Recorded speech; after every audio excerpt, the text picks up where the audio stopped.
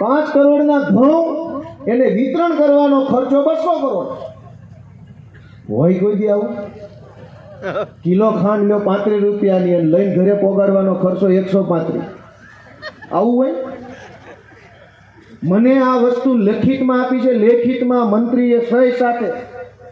આ કેમેરામાં કહું છું, કોઈ હોય તો કહી દે ભાજપ વાળો કે આ વાત ખોટી છે, તો હામો બેસી જાવ ખુરશી પર. તો તમે મને એમ કહો કે આ કોનો લાભ માટે આ હાલે છે? આ બધું આ કોને? ગરીબો માટે હાલે છે કે વચેટિયાઓ માટે હાલે છે? 5 કરોડના ઘઉં અને 200 કરોડનો ખર્ચ ભાડ્યું ક્યાંય આવું કોઈ દિવસ?